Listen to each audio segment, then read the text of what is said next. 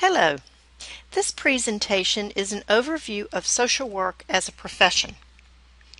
Social work is unique relative to other helping professions in that the study of social work includes a study of the organizations and institutions in which social workers practice. This presentation provides an overview of the profession, the broad fields of practice, and the organizations in which we work. It also reviews the knowledge and skills social workers need. I will touch on the values, but they are discussed in detail during the next section, in part because they are so important as they are the heart and soul of the work of social work. You will not learn everything in this course that I present, but over the course of your professional education, at least most of it should be covered. Some of the more specialized knowledge and skills you may learn after you graduate through continuing education, as we have previously discussed. Lifelong learning is very important.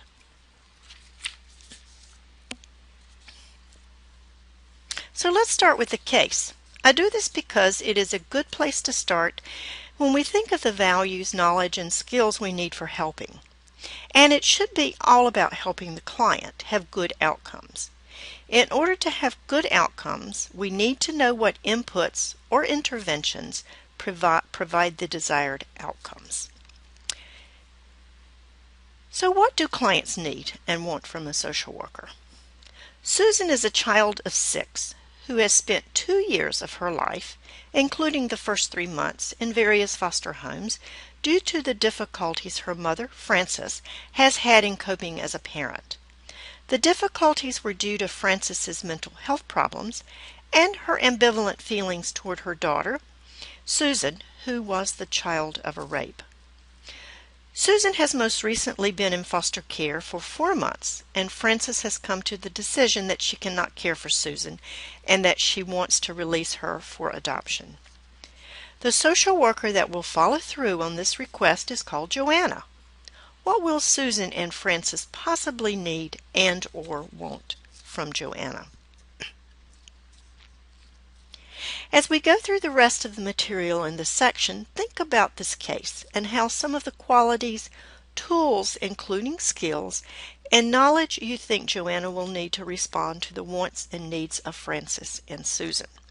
Some of it may be the same, some of it may be different. If you remember in the previous presentation, we talked about how practice must be responsive to the developmental age and stage of clients.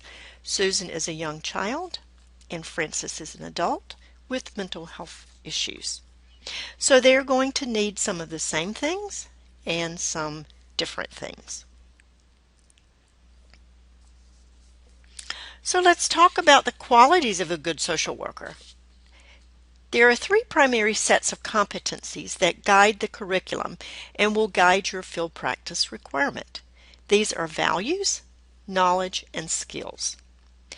Values are what is good and desirable. As stated earlier, we will go into much more detail on the values and ethics in the next section. Knowledge. This is the information piece. It is very broad. It includes facts, theories, data.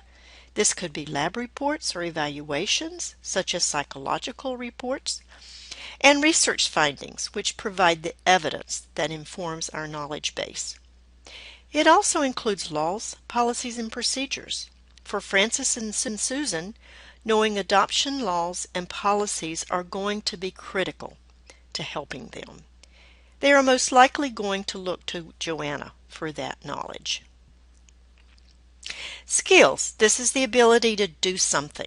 Listen, gather data, organize information, write clearly and concisely, follow through, convey empathy, avoid panic, motivate others, organize a process.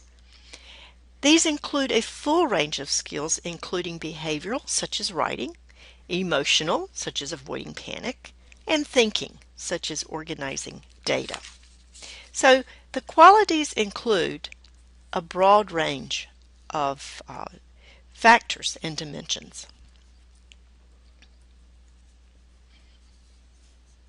One of the most critical tools we have in our toolbox is what we call use of self. This is another way of presenting the values, knowledge, and skills that clients such as Francis and Susan need from their social worker. Relationship enhancement skills. This means engaging others, including traumatized children, mentally ill adults, those who may not be so easy to engage. Values and ethics. These are basic to accountability. Knowledge of human behavior theory, knowledge of skills, such as the problem-solving process, how to address motivation and work with resistance. In other words, how do we help clients begin to invest in changing when they have many reasons not to? Self-disclosure. What and how much do I tell the client about myself that can help and not harm the therapeutic alliance? Confidentiality. How do I use this, and when do I need to cross that line of keeping things confidential? Cultural competence. Having knowledge about another's culture and knowing when I need to respond differently.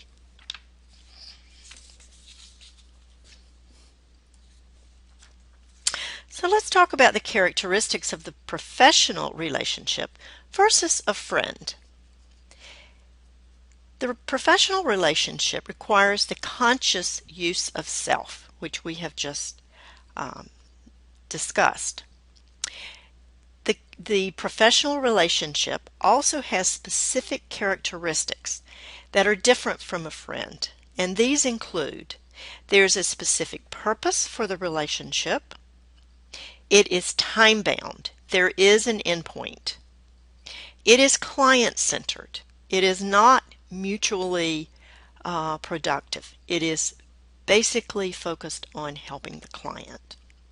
The professional has authority that is based on specific policies and laws, such as child protection laws or adult protective service laws, that give a social worker the authority to move an individual from a particular caregiver to another.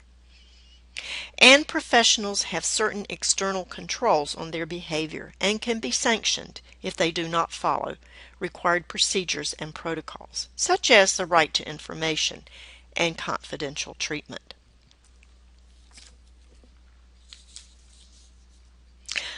So let's talk about what a profession is. These are characteristics of all professions that we share with doctors, nurses, lawyers, psychologists, etc. I heard Dean Poddick go over these in orientation, so these are pretty basic, and I will say they'll be on your exam. All professions have a systematic body of knowledge. It's based in scientific theory, such as behavioral theory. All professions have a service mission. Professionals have a mission of service to society. The service mission of social work is to improve social functioning, help individuals navigate through their society, and help society provide resources to its citizens. All professions have a professional authority. We do have authority to make and or influence decisions in prescribed situations based on policy and or legislation. All professions have a regulative code of ethics. For social work, it's the NASW Code of Ethics. And all professions have self-regulation and sanctions. This is the accountability part, and it is often done through licensing, certification, and credentialing.